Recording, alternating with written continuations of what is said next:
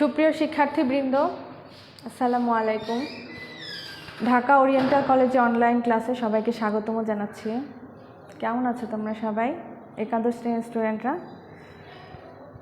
করোনাকালীন সময়ে নিশ্চয়ই বাসায় সবাই মোটামুটি ভালোই আছো, আমরাও মোটামুটি ভালোই আছি। তোমাদের বাসায় কি ঠিকমতো লেখাপড়া হচ্ছে? আগের দিনে যেই টপিকসগুলো পড়িয়েছিলাম, নিউক্লিক অ্যাসিড, ক্রোমোজোম, বাসায় কি এগুলো পড়েছো সবাই? প্রত্যেকে প্রতিদিনের পড়া কিন্তু প্রতিদিন শিখে ফেলবে, বুঝেছো? প্রতিদিনের পড়া যদি প্রতিদিন না শেখো তাহলে কিন্তু পড়াগুলো জমে যাবে। হ্যাঁ, পড়া জমে যাবে, পরে কিন্তু টাইমলি পড়া শেষ হবে না। পরীক্ষা চলে আসবে কিন্তু পড়াগুলো সময় মতো তোমাদের শেষ হবে না। প্রতিদিন যদি ক্লাস হতো তাহলে দেখা যেত যে প্রথম অধ্যায়টা তোমাদের হয়তো বা আরও অনেক আগে শেষ হয়ে যেত, তাই না? কিন্তু যেহেতু একটা করে ক্লাস হচ্ছে, একটু সময় লাগছে। হ্যাঁ, সপ্তাহে তো একটা করে টপিকস, ইজিভাবে কিন্তু শিখে ফেলা যায়, তাই না? প্রতিদিন একটু একটু করে পড়লে কিন্তু শেখাটা হয়ে যায়। তো প্রতিদিনের পড়াটা প্রতিদিন শিখে ফেলবে, এটা আমি আশা করব প্রত্যেকের কাছে। তো আজকে হচ্ছে গিয়ে তোমাদের আমি পড়াবো কি ডিএনএ। হ্যাঁ, ডিএনএর গঠনটা নিয়ে আলোচনা করব। আগের ক্লাসে আমরা নিউক্লিক অ্যাসিডটা পড়েছিলাম, নিউক্লিক অ্যাসিড নিয়ে আলোচনা করেছি। তো নিশ্চয়ই বাসায় তোমরা নিউক্লিক অ্যাসিডটা দেখেছো বইতে। তো ডিএনএ আমরা আসলে জানি যে কিছু কোষ নিয়ে তো আমাদের দেহটা গঠিত, জীবদেহ গঠিত, তাই না? তো কোষের মধ্যে কিন্তু নিউক্লিয়াসের অবস্থান, এটা আমরা প্রত্যেকেই জানি যে নিউক্লিয়াসের অবস্থানটা কোষের ভেতরে। তো এই কোষের মধ্যে যে নিউক্লিয়াসটা অবস্থান করে, সেই নিউক্লিয়াসের মধ্যে আবার ক্রোমোজোম অবস্থান করে, সেটা কিন্তু আমরা দেখেছি। ক্রোমোজোম অবস্থান করে, তারপর নিউক্লিওলাস, নিউক্লিওপ্লাজম, তাই না? এগুলো আমরা দেখেছিলাম যে নিউক্লিয়াসের মধ্যে এগুলোর অবস্থান। তো সেই ক্রোমোজোমের মধ্যে কিন্তু ডিএনএটা অবস্থান করে থাকে, তাই না? এটা আমরা জেনেছি আগের ক্লাসগুলোতে। তো ডিএনএ, এখানে ডিএনএ লেখা আছে, এই ডিএনএটা ক্রোমোজোমের মধ্যে অবস্থান করে। তো এখানে ডিএনএর মধ্যে এনএ যেটা, সেটা হচ্ছে নিউক্লিক অ্যাসিড, ঠিক আছে? এই নিউক্লিক অ্যাসিডটা আবার কয় ভাগে বিভক্ত? ডিএনএ এবং আরএনএ, তাই না? আগের ক্লাসে আমরা জেনেছি যে নিউক্লিক অ্যাসিডটা দুই ভাগে বিভক্ত, সেটা হচ্ছে কি ডিএনএ এবং আরএনএ। আর এই ডি মানে হচ্ছে গিয়ে ডিঅক্সি রাইবো নিউক্লিক অ্যাসিড। তো এতটুকু আমরা জানলাম। এখন আমরা বইয়ের ভাষায় ডিএনএ গঠনটা জানতে চেষ্টা করি এবং বইয়ের ভাষায় আমরা পড়তে চেষ্টা করি। তো ডিঅক্সি রাইবো নিউক্লিক অ্যাসিড, এটা সম্পর্কে আমরা জানি। ডিএনএ হলো ডিঅক্সি রাইবো নিউক্লিক অ্যাসিড, এর অ্যাক্রোনিম বা সংক্ষিপ্ত রূপ। ডিএনএ হচ্ছে ডিঅক্সি রাইবো নিউক্লিক অ্যাসিডের একটা সংক্ষিপ্ত রূপ। ডিএনএ হলো জীবের বংশগত বৈশিষ্ট্যের ধারক ও বাহক, ঠিক আছে? ডিএনএ হচ্ছে গিয়ে তাহলে কি? জীবের বংশগত বৈশিষ্ট্যের ধারক ও বাহক হচ্ছে ডিএনএ। ডিএনএর গঠন একক হলো নিউক্লিওটাইড এবং লক্ষ লক্ষ নিউক্লিওটাইডের দীর্ঘ পলিমার হলো একটি ডিএনএ অণু। তাহলে ডিএনএর গঠন একক হলো কি? নিউক্লিওটাইড, ঠিক আছে? ডিএনএর গঠন একক হলো নিউক্লিওটাইড এবং লক্ষ লক্ষ নিউক্লিওটাইডের দীর্ঘ পলিমার হলো একটি ডিএনএ অণু। ডিএনএ হলো একটি বৃহদাণুর জৈব অ্যাসিড, যা জীবনের আণবিক ভিত্তি হিসেবে স্বীকৃত। ডিএনএ হলো কি? একটি বৃহদাণুর জৈব অ্যাসিড। ডিএনএটা একটা বৃহদাণুর জৈব অ্যাসিড, যা জীবনের আণবিক ভিত্তি হিসেবে এটা স্বীকৃত। ডিএনএর গঠন উপাদান হলো 5 কার্বন বিশিষ্ট deoxy ribose sugar, adenine, guanine, cytosine, thymine নামক 4 ধরনের নাইট্রোজিনাস ক্ষারক, ঠিক আছে? নাইট্রোজিনাস ক্ষারক এবং ফসফরিক অ্যাসিড পি, ঠিক আছে? তাহলে ডিএনএর গঠন উপাদান কি?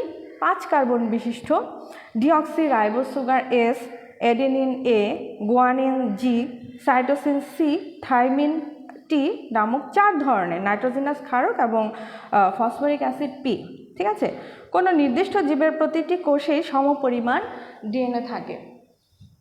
সমপরিমাণ ডিএনএ থাকে প্রত্যেকটা জীবেই, কোনো নির্দিষ্ট জীবের মধ্যে সমপরিমাণ ডিএনএ থাকে এবং সেটা দেখতে পাওয়া যায়।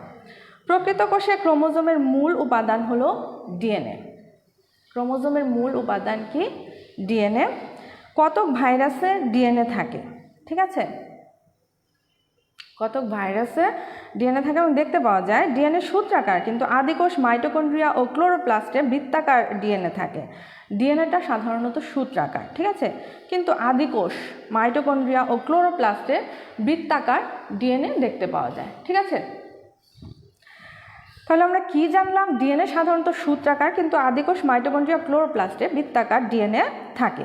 কোষের ডিএনএর পরিমাণ পিকোগ্রাম এককে প্রকাশ করা হয়। তাহলে কোষের ডিএনএর পরিমাণটা কিসে? পিকোগ্রাম এককে সেটা প্রকাশ করা হয়ে থাকে। মানুষের ডিপ্লয়েড কোষে 5 থেকে 6 পিকোগ্রাম ডিএনএ থাকে, ঠিক আছে। মানুষের ডিপ্লয়েড কোষে কত? 5 থেকে 6 পিকোগ্রাম ডিএনএ থাকে। একজন প্রাপ্তবয়স্ক মানুষের দেহে 100 গ্রাম ডিএনএ থাকে। একজন প্রাপ্তবয়স্ক মানুষের দেহে কত? 100 গ্রাম ডিএনএ থাকে এবং সেটা দেখতে পাওয়া যায়। তো ডিএনএর ভৌত গঠনটা সম্পর্কে আমরা একটু জানতে চেষ্টা করি এবং কে কে ডিএনএটা আবিষ্কার করেছেন সেটা সম্পর্কে আমরা এবার একটু জানতে চেষ্টা করি। 1869 সালে নিউক্লিক অ্যাসিড আবিষ্কৃত হবার পর থেকেই, ঠিক আছে, 1869 সালে নিউক্লিক অ্যাসিডটা যখন আবিষ্কার হয় তারপর থেকে কি হলো? এর প্রকৃতি, গঠন, উপাদান এবং ভৌত গঠন সম্বন্ধে জানার জন্য বিস্তর গবেষণা শুরু হয়ে যায়, ঠিক আছে। এর ভৌত গঠনটা জানার জন্য একটা বিস্তর গবেষণা শুরু হয়ে যায়। সেটা কত সালে? 1869 সালে, ঠিক আছে। জার্মান রসায়নবিদ রবার্ট ফিলগান 1914 সালে ডিএনএর যে রঞ্জন পদ্ধতি উদ্ভাবন করেন তা ফিলগান স্টেইনিং নামে পরিচিতি লাভ করে, ঠিক আছে। ফিলগান স্টেইনিং নামে সেটা পরিচিতি লাভ করে। ডিএনএর যে রঞ্জক পদ্ধতি উদ্ভাবন করেন রবার্ট ফিলগান সেটা, ঠিক আছে। তো 1950 সালে এরউইন শারগাফ বিস্তর গবেষণার পর দেখাতে সক্ষম হন যে কোনো জীবের ডিএনএতে এডেনিন এবং থাইমিনের পরিমাণটা সমান। তাহলে এরউইন শারগাফ গবেষণার পর তিনি কি দেখাতে সক্ষম হন? যে এডেনিন এবং থাইমিনের পরিমাণটা সমান, ঠিক আছে, ডিএনএতে। আবার গুয়ানিন এবং সাইটোসিনের পরিমাণও সমান। গুয়ানিন এবং সাইটোসিনের পরিমাণ সমান এবং এডেনিন ও থাইমিনের পরিমাণটা সমান ডিএনএতে। ডিএনএ অণুতে সমপরিমাণ এডেনিন ও থাইমিন এবং সমপরিমাণ সাইটোসিন ও গুয়ানিন থাকার এই নীতিমালাকে বলা হয় শারগাফস রুল। তাহলে শারগাফস রুল কাকে বলে? ডিএনএ অণুতে সমপরিমাণ এডেনিন ও থাইমিন, ঠিক আছে, এবং সমপরিমাণ সাইটোসিন ও গুয়ানিন থাকার এই নীতিমালাকে বলা হয় কি? শারগাফস রুল। নাইট্রোজেনাস ক্ষারকের অর্ধেক হবে পিউরিন, এডেনিন ও গুয়ানিন। নাইট্রোজেনাস ক্ষারকের অর্ধেক হবে কি? এডেনিন ও গুয়ানিন, এবং অর্ধেক হবে পাইরিমিডিন, থাইমিন এবং সাইটোসিন, ঠিক আছে। তো এক্স রে ক্রিস্টালোগ্রাফির মাধ্যমে তারা ডিএনএ গঠনকারী অন্ত অণুর দূরত্ব 2.0 ন্যানোমিটার, 0.34 ন্যানোমিটার এবং 3.4 ন্যানোমিটার বলে জানান। তারা আরও বলেন যে সম্ভবত ডিএনএ অণুর ডাবল স্ট্র্যান্ড এবং এরা বাঁকানো গঠনে বিদ্যমান। ডাবল স্ট্র্যান্ড এবং এরা বাঁকানো গঠনে এরা বিদ্যমান, যার কারণে আন্ত অণুর বিভিন্ন দূরত্ব এর মধ্যে দেখা যায়। ডিএনএ অণুর প্রকৃত গঠন সম্পর্কে ওয়াটসন ও ক্রিক একটি রূপরেখা বা মডেল প্রদান করেন। ডিএনএ অণুর প্রকৃত গঠন সম্পর্কে ওয়াটসন এবং ক্রিক কী প্রদান করেন? একটি রূপরেখা বা মডেল প্রদান করেন, ওয়াটসন অ্যান্ড ক্রিক, ঠিক আছে। এটি ডিএনএ ডাবল হেলিক্স মডেল নামে পরিচিত। ওয়াটসন এবং ক্রিক যে মডেলটা প্রদান করেছিলেন সেটার নাম ডিএনএ ডাবল হেলিক্স মডেল নামে এটা পরিচিত। ওয়াটসন এবং ক্রিকের ডিএনএ মডেল, ওয়াটসন এবং ক্রিকের যে ডিএনএ মডেলটা আছে সেটা সম্পর্কে এবার আমরা একটু জানি।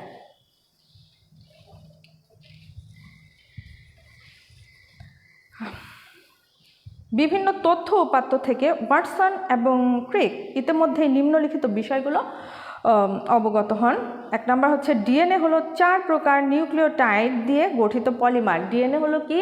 4 প্রকার নিউক্লিওটাইড দিয়ে গঠিত একটা পলিমার, ঠিক আছে। 2 নাম্বার কি? জানা যায় নিউক্লিওটাইড সমূহের রাসায়নিক গঠন, ঠিক আছে। যেহেতু ডিএনএ অম্লীয় কাজেই ফসফেট গ্রুপ অবশ্যই উন্মুক্ত থাকবে। যেহেতু ডিএনএটা অম্লীয়, ফসফেট যে গ্রুপটা রয়েছে সেটা অবশ্যই উন্মুক্ত থাকবে। শারগাফস ডাটা অনুযায়ী এডেনিন এর সংখ্যা থাইমিনের সমান হবে। শারগাফস ডাটা অনুযায়ী এডেনিনের যে সংখ্যাটা সেটা থাইমিনের সমান হবে এবং গুয়ানিনের সংখ্যাটা সাইটোসিনের সমান হবে।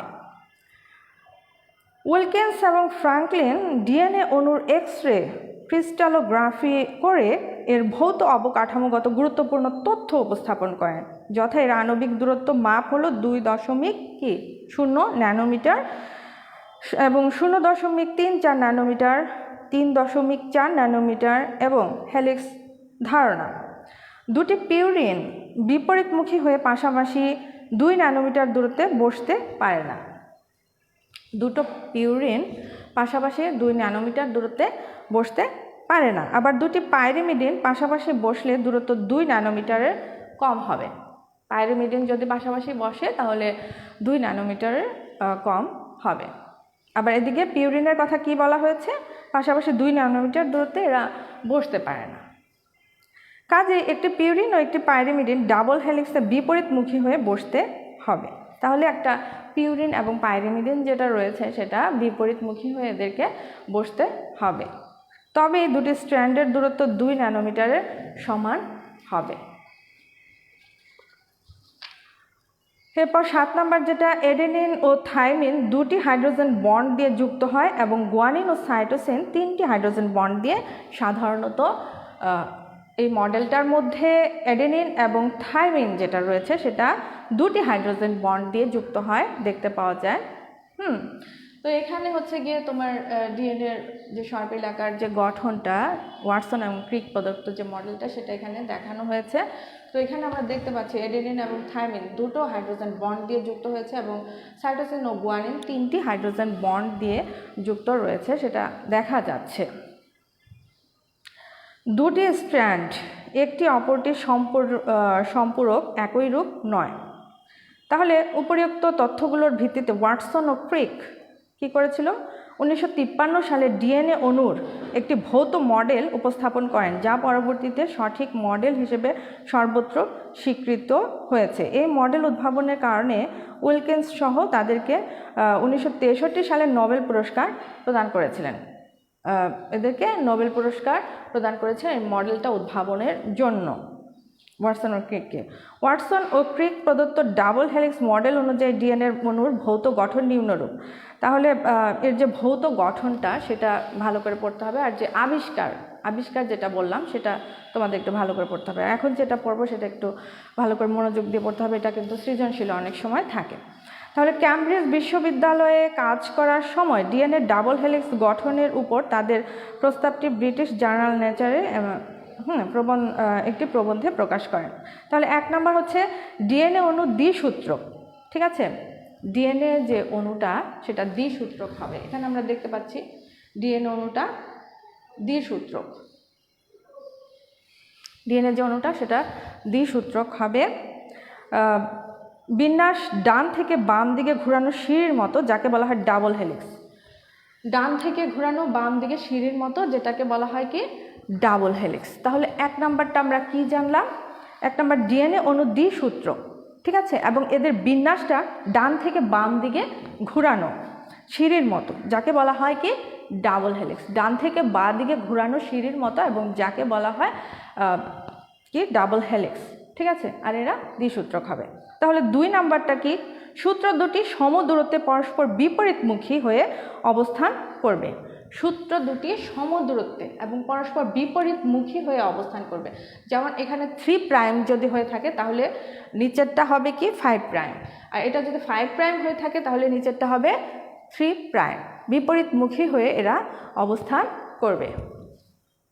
সূত্র দুটি সমদূরত্বে পরস্পর বিপরীতমুখী হয়ে এরা অবস্থান করবে।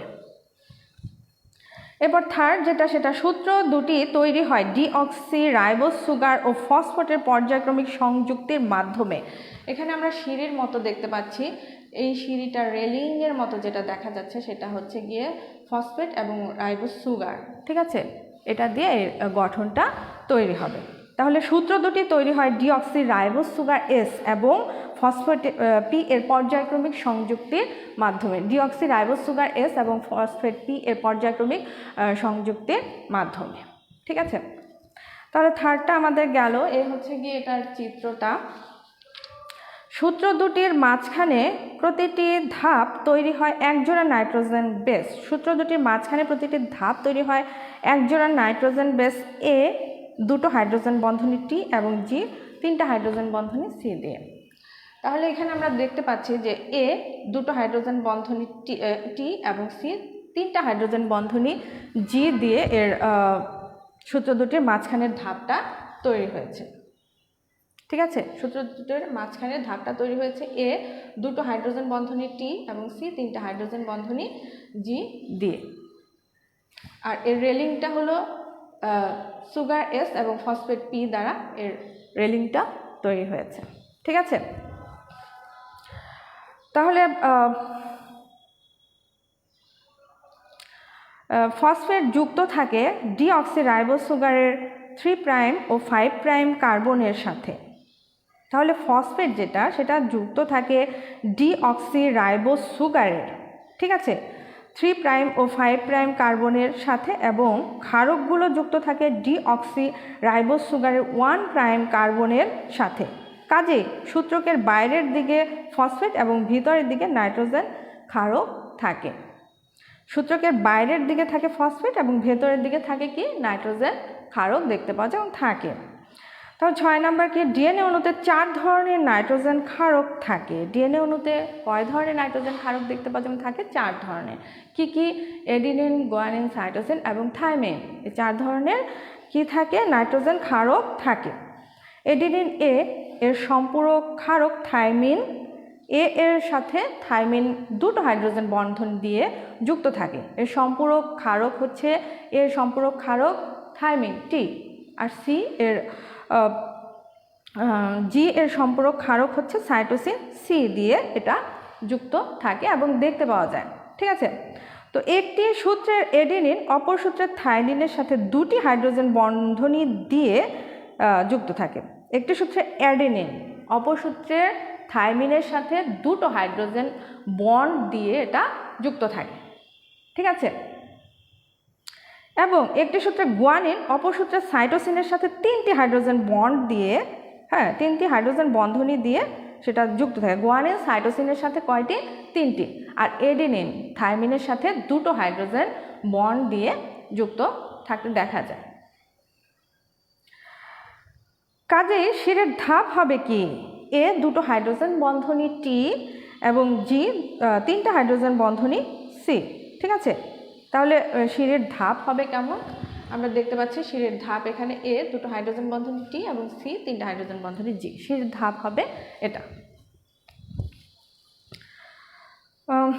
এরপর হচ্ছে গিয়ে ডিএনএ অণুর সূত্র দুটির প্রতিটি প্যাচ বা ঘূর্ণনের দৈর্ঘ্য হচ্ছে। তাহলে ডিএনএ অণুর সূত্র দুটির প্রতিটি যে প্যাচ রয়েছে, ঠিক আছে, প্যাচ আমরা দেখতে পাচ্ছি এখানে প্যাচ রয়েছে, তাই না? সেই প্যাচ বা ঘূর্ণনের দৈর্ঘ্য কত হবে? 34 অ্যাংস্ট্রম। ঠিক আছে, 34 অ্যাংস্ট্রম। আর প্রতি প্যাচে নাইট্রোজেনাস বেস জোড়ের একটি ধাপ সমদূরত্বে অবস্থান করে। প্রতি প্যাচে নাইট্রোজেনাস বেস জোড়ের 10টি ধাপ, 10টি ধাপ এর মধ্যে সমদূরত্বে অবস্থান করতে দেখা যায়, 10টি ধাপ। ঠিক আছে, তাহলে প্রতি প্যাচে ঘূর্ণনে ডিএনএ অণু দুটির প্রতিটি প্যাচ বা ঘূর্ণনের দৈর্ঘ্য হচ্ছে গিয়ে 34 অ্যাংস্ট্রম, আর হচ্ছে গিয়ে নাইট্রোজেন বেস জোড়ের 10টি ধাপ সমদূরত্বে অবস্থান করে থাকে। ফলে সিঁড়ির এক ধাপ থেকে অপর ধাপের দূরত্ব হবে 3.4 অ্যাংস্ট্রম।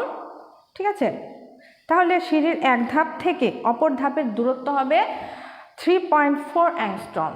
সিঁড়ির এক ধাপ থেকে অপর ধাপের দূরত্ব হবে 3.4 অ্যাংস্ট্রম। ঠিক আছে, প্রতিটি প্যাচে হেলিক্স দুটির ব্যাস 20 অ্যাংস্ট্রম। প্রতিটি প্যাচে হেলিক্স দুটির ব্যাস যেটা রয়েছে, প্রতিটা প্যাচে হেলিক্সের যে ব্যাসটা রয়েছে সেটা হচ্ছে গিয়ে 20 অ্যাংস্ট্রম ব্যাসটা। তবে ডিএনএ অণুর দৈর্ঘ্য প্রজাতি ভেদে বিভিন্ন। ডিএনএ অণুর যে দৈর্ঘ্যটা রয়েছে সেটা কিন্তু প্রজাতি ভেদে বিভিন্ন। হেলিক্সের প্রতিটি সম্পূর্ণ প্যাচ বা ঘূর্ণনে শৃঙ্খলের বাইরের দিকে একটি অগভীর খাঁজ ও একটি গভীর খাঁজ ও একটি অগভীর খাঁজ সৃষ্টি হয়। হেলিক্সের প্রতিটি সম্পূর্ণ প্যাচ বা ঘূর্ণনে শৃঙ্খলের বাইরের দিকে, শৃঙ্খল আমরা দেখতে পাচ্ছি এখানে, শৃঙ্খলের বাইরের দিকে একটা খাঁজ এবং অগভীর এবং গভীর খাঁজ আমরা এর মধ্যে লক্ষ্য করি এবং দেখতে পাওয়া যায়। বাইরের দিকে একটি গভীর খাঁজ এবং অপরটি হচ্ছে অগভীর খাঁজ সৃষ্টি হয় বা দেখতে পাওয়া যায়। একটা গৌণ খাঁজ আর একটা হলো প্রকট খাঁজ এর মধ্যে দেখতে পাওয়া যায়। প্রতিটি ঘূর্ণনে মনোনিউক্লিওটাইডের সংখ্যা 10 জোড়া। প্রতিটা যে ঘূর্ণন আমরা দেখতে পাচ্ছি মনোনিউক্লিওটাইডের সংখ্যা হচ্ছে গিয়ে কত? 10 জোড়া। প্রতিটি প্যাচে হাইড্রোজেন বন্ডের সংখ্যা 25টি। হাইড্রোজেন বন্ডের সংখ্যা, প্রতিটা প্যাচে হাইড্রোজেন বন্ড আমরা দেখতে পাচ্ছি, সেই হাইড্রোজেন বন্ড তো এগুলো, তাই না? এগুলোর সংখ্যা হচ্ছে গিয়ে 25টি। ডিএনএর আণবিক ওজন 10⁻⁶ - 10⁹ এর মধ্যে। তাহলে এর ডিএনএর যে আণবিক ওজনটা রয়েছে সেটা হচ্ছে গিয়ে 10⁶ - 10⁹ থেকে 10⁹ এর মধ্যে, এটা ঠিক আছে? 10⁶ থেকে 10⁹। তো মোট কথা, দুটি ডিঅক্সিরাইবো পলিনিউক্লিওটাইডের সূত্র বিপরীতমুখীভাবে পরস্পর যুক্ত হয়ে একটি দ্বিসূত্রক ডিএনএ অণু গঠন করে থাকে। তাহলে মোট কথা কি আমরা বুঝলাম? দুটি ডিঅক্সিরাইবো পলিনিউক্লিওটাইডের সূত্র, দুটি ডিঅক্সি পলিনিউক্লিওটাইডের সূত্র বিপরীতমুখীভাবে পরস্পর সংযুক্ত হয়ে একটি দ্বিসূত্রক ডিএনএ অণু গঠন করে। একটা কি গঠন করে? দ্বিসূত্রক ডিএনএ অণু গঠন করে থাকে। অণুটি প্যাঁচানো সিঁড়ির মতো বিন্যস্ত থাকে। অণুটাকে কেমন দেখা যায়? অণুটাকে প্যাঁচানো সিঁড়ির মতো বিন্যস্ত দেখা যায়। ডিএনএর রাসায়নিক গঠনটাকে সেটা সম্পর্কে এবার আমরা জানি। কিছুক্ষণ আগে আমরা ভৌত গঠনটা সম্পর্কে জানলাম, রাসায়নিক গঠনটা।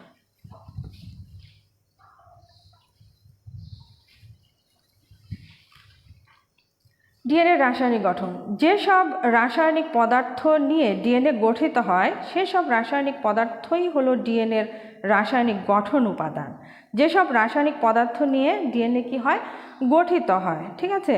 সেসব রাসায়নিক পদার্থ হলো ডিএনএর রাসায়নিক গঠন উপাদান। এক খণ্ড ডিএনএকে আদ্র বিশ্লেষণ করলে পাওয়া যায় কতগুলো? নিউক্লিওটাইড। ডিএনএকে আদ্র বিশ্লেষণ করলে পাওয়া যায় কি? নিউক্লিওটাইড, ঠিক আছে? নিউক্লিওটাইডকে আদ্র বিশ্লেষণ করলে পাওয়া যায় ফসফরিক অ্যাসিড ও নিউক্লিওসাইড। আবার সেই যে নিউক্লিওটাইড আমরা পেলাম, সেই নিউক্লিওটাইডকে যদি আদ্র বিশ্লেষণ করা হয় তাহলে কি পাওয়া যায়? ফসফরিক অ্যাসিড ও নিউক্লিওসাইড এর মধ্যে পাওয়া যায়। নিউক্লিওসাইডকে বিশ্লেষণ করলে পাওয়া যায় নাইট্রোজেন ঘটিত ক্ষারক ও ডিঅক্সিরাইবোজ সুগার। তাহলে নিউক্লিওসাইডকে যদি বিশ্লেষণ করা হয় তাহলে কি পাওয়া যাবে? বিশ্লেষণ করলে পাওয়া যায় নাইট্রোজেন ঘটিত ক্ষারক ও ডিঅক্সিরাইবোজ সুগার এর মধ্যে পাওয়া যাবে। নাইট্রোজেন ঘটিত ক্ষারক সমূহকে বিশ্লেষণ করলে পাওয়া যায় এডেনিন, গুয়ানিন, থাইমিন ও সাইটোসিন নামক ক্ষারক। নাইট্রোজেন ঘটিত ক্ষারক সমূহকে বিশ্লেষণ করলে কি পাওয়া যাবে? এডেনিন, গুয়ানিন, সাইটোসিন ও থাইমিন নামক কি ক্ষারক, এগুলো পাওয়া যাবে। কাজে ডিএনএর রাসায়নিক গঠন উপাদান হলো 5 কার্বন বিশিষ্ট ডিঅক্সিরাইবোজ সুগার। তাহলে ডিএনএর রাসায়নিক গঠন উপাদান কি? 5 কার্বন বিশিষ্ট ডিঅক্সিরাইবোজ সুগার, ফসফরিক অ্যাসিড এবং নাইট্রোজেন ঘটিত ক্ষারক, ঠিক আছে? ডিএনএর রাসায়নিক গঠন উপাদান হলো এগুলো। ক্ষারকগুলো অ্যাডেনিন ও গুয়ানিন নামক পিউরিন এবং সাইটোসিন ও থাইমিন নামক পাইরিমিডিন। ক্ষারকগুলো অ্যাডেনিন ও গুয়ানিন নামক পিউরিন, ঠিক আছে? অ্যাডেনিন ও গুয়ানিন যেটা দেখতে পাওয়া যায় সেটা হচ্ছে গিয়ে পিউরিন, হ্যাঁ। আর সাইটোসিন ও থাইমিন নামক পাইরিমিডিন, এটা ক্ষারক সমূহকে বিশ্লেষণ করলে এগুলো পাওয়া যায় আর কি, ক্ষারকগুলো এগুলো। এবার ডিএনএর কাজটা তাহলে ওয়াটসন ও ক্রিক প্রদত্ত যে ডিএনএ মডেলটা আমরা জানলাম সেটা খুব ভালো করে আমরা পড়ব, আর আবিষ্কার যে করেছেন সেটা আমরা পড়ব, এবং ডিএনএর যে কাজটা সেটা আমরা একটু ভালো মতো পড়তে চেষ্টা করব। এর কাজটাকে, ডিএনএর কাজটা হচ্ছে ক্রোমোজোমের গাঠনিক উপাদান হিসেবে এটা কাজ করে। ডিএনএর কাজের প্রথম যেটা সেটা হচ্ছে গিয়ে ক্রোমোজোমের এটা কি করে থাকে, গাঠনিক উপাদান হিসেবে কাজ করে থাকে। এটা ক্রোমোজোমের গাঠনিক উপাদান হিসেবে কাজ করে থাকে, বংশগতির আণবিক ভিত্তি হিসেবে এটা কাজ করে থাকে। 2 নাম্বার হচ্ছে গিয়ে কি, বংশগতির আণবিক ভিত্তি হিসেবে এটা কাজ করে থাকে। থার্ড যেটা, সেটা জীবের সকল বৈশিষ্ট্য ধারণ করে এবং নিয়ন্ত্রণ করে থাকে। জীবের সকল বৈশিষ্ট্য এটা ধারণ করে এবং নিয়ন্ত্রণ করে থাকে। ঠিক আছে, তাহলে 1 নাম্বার কি বললাম, ক্রোমোজোমের গাঠনিক উপাদান হিসেবে এটা কাজ করে থাকে। কি করে থাকে, ক্রোমোজোমের গাঠনিক উপাদান হিসেবে এটা কাজ করে থাকে 1 নাম্বার। আর 2 নাম্বার হচ্ছে বংশগতির আণবিক ভিত্তি হিসেবে এটা কাজ করে থাকে। 2 নাম্বার হচ্ছে কি বংশগতির আণবিক ভিত্তি হিসেবে এটা কাজ করে থাকে। 3 নাম্বার হচ্ছে জীবের সকল বৈশিষ্ট্য ধারণ করে এবং নিয়ন্ত্রণ করে থাকে এটা। ঠিক আছে, 4 নাম্বার কি, জীবের বৈশিষ্ট্যসমূহ বংশ পরম্পরায় অধস্তন প্রজন্মে স্থানান্তর করে। জীবের বৈশিষ্ট্যসমূহ বংশ পরম্পরায় অধস্তন প্রজন্মে এটা স্থানান্তর করে থাকে। এরপর হচ্ছে গিয়ে 5 নাম্বার কি, জীবের যাবতীয় বৈশিষ্ট্যের প্রকাশ ঘটায়। জীবের যাবতীয় বৈশিষ্ট্যের প্রকাশ ঘটায়। 6 নাম্বার কি, জীবের সকল শারীরবৃত্তিক ও জৈবিক কাজকর্মের নিয়ন্ত্রক হিসেবে এটা কাজ করে থাকে। জীবের সকল কি শারীরবৃত্তিক ও জৈবিক কাজকর্মে, জীবের সকল শারীরবৃত্তিক ও জৈবিক কাজকর্মের নিয়ন্ত্রক হিসেবে এটা কাজ করে থাকে। তারপর হচ্ছে গিয়ে জীবের পরিবৃত্তির ভিত্তি হিসেবে কাজ করে থাকে। এটা জীবের কি করে থাকে, পরিবৃত্তির ভিত্তি হিসেবে এটা কাজ করে থাকে। ডিএনএ এবং তার হেলিক্সের কোনো অংশে গোলযোগ দেখা দিলে তা মেরামত করে নিতে সক্ষম। ডিএনএ এবং তার হেলিক্সের কোনো অংশে যদি গোলযোগ দেখা দেয় তাহলে সেটা মেরামত করে নিতে এটা সক্ষম। তারপর কি, ডিএনএ রেপ্লিকেশন বা প্রতিলিপন প্রক্রিয়া জীবের জাতিসত্তা অটুট রাখে।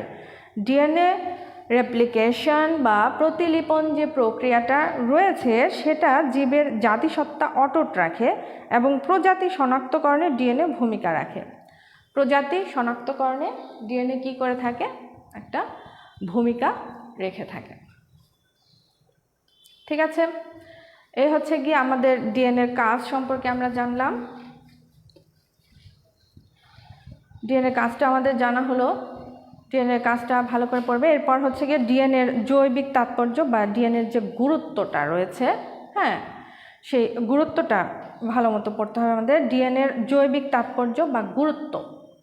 ঠিক আছে, ডিএনএ বংশগতি বিষয়ক বৈশিষ্ট্যাবলীর ধারক ও বাহক।